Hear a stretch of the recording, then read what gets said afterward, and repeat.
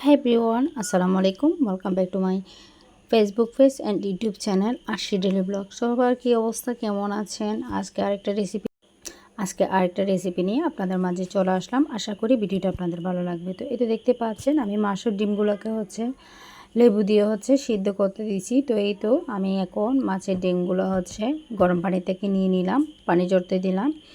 আর এই তো এখানে 5টা এলাচ, দারচিনি আর অল্প একটু জিরা, গোলমরিচ একটু দিয়ে এখানে আমি মাছের সাথে মরিচ 6-7টা মরিচ সিদ্ধ করছিলাম আর এগুলোও দিয়ে দিছি। আর এখানে 3-4 কোয়া রসুন কুচি আর একটু আদা কুচি আর একটা পেঁয়াজ কুচি, এগুলো দিয়ে আমি পেস্ট করে নিলাম। আর এদিকে চুলায় আমি একটু ফ্রাই প্যানটা বসিয়ে দিলাম, অল্প একটু তেল দিয়ে দিলাম। আমার তেলটা গরম হয়ে এলো, একটু জিরা, একটু এলাচ, একটু দারচিনি, একটু করে সবই দিলাম। আস্ত জিরা আমার খুব পছন্দ, তো আপনারা চাইলে এটা স্কিপ করতে পারেন। আর এখানে 2টা পেঁয়াজ কুচি করে দিলাম আর একটুখানি রসুন কুচি করে দিলাম। তো এগুলাকে আমি একটু ভাজা করব, হালকা করে ভাজা করব। তো বন্ধুরা, কোথা থেকে বসে আমার এই ভিডিওটা দেখতেছেন প্লিজ একটু কমেন্ট করে জানাবেন।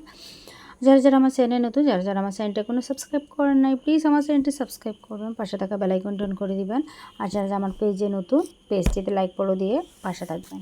তো এই তো আমি এগুলোকে কষানোর পরে হালকা করে, তো এখন আমি যে মশলাটা পেস্ট করছি সব কিছু মিশিয়ে এগুলো আমি এখন দিয়ে দিব। তো এগুলা আমি এখন দিয়ে দিছি। আর এগুলাকে ভালো করে কষাইতে হবে। বন্ধুরা, কে কোন জেলা থেকে বসে আমার এই ভিডিওটা দেখতেছেন প্লিজ একটু কমেন্ট করে জানাবেন। আর হ্যাঁ, অনেক দিন ধরে ভিডিও না দিয়ে একদম পেজে রিচ কমে গেছে, প্লিজ একটু সাপোর্ট করবেন আপুকে। তাই তো আমি এগুলাকে একদম কষিয়ে ফেললাম। কষানোর পরে আমি এখানে 1 চামচ ধনিয়া, 1.5 চামচ আদা বলতেছি হলুদ দিয়ে দিলাম। দিয়ে এগুলাকে আমি একদম ভালো করে কষাই নিব। দেখেন এগুলো যাতে উপরে যতক্ষণ তেল না আসে ততক্ষণ পর্যন্ত কষাইতে হবে। এখন অল্প একটু পানি দিয়ে দিব।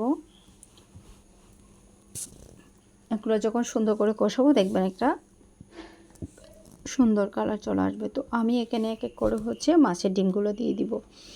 তো মাছের ডিমগুলোকে যদি একটু সিদ্ধ করে নেন, দেখতেন একটা মাছের যে একটা গন্ধ থাকে, ওই আঁশটা গন্ধটা থাকে না, আমার একদম ভালো লাগে না।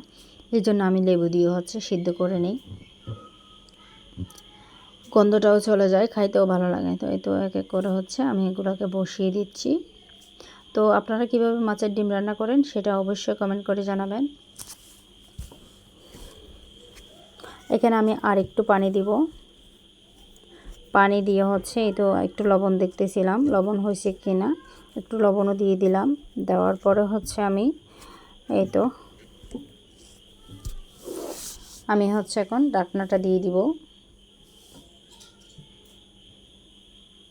4-5 মিনিট পর আমি ঢাকনাটা তুলে নিব।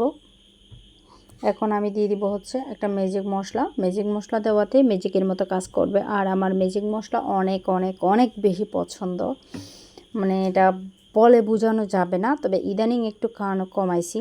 ঢাকনাটা দিয়ে দিলাম। আবারও 4-5 মিনিট পর ঢাকনাটা তুলে নিলাম। চুলার আঁচটা একদম বড় করি নাই, আছে মিডিয়াম আছে, একটু নাড়াচাড়া করে দিচ্ছি। আর আমি এখানে 4-5টা কাঁচামরিচ দিয়ে দিলাম।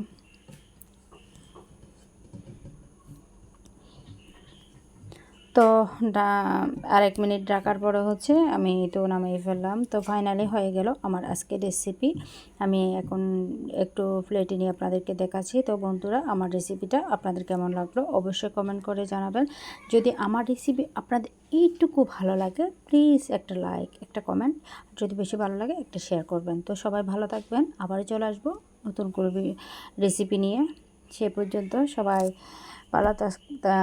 ভালো থাকবেন। আজকের মতো এখানেই বিদায় নিচ্ছি। আল্লাহ হাফেজ।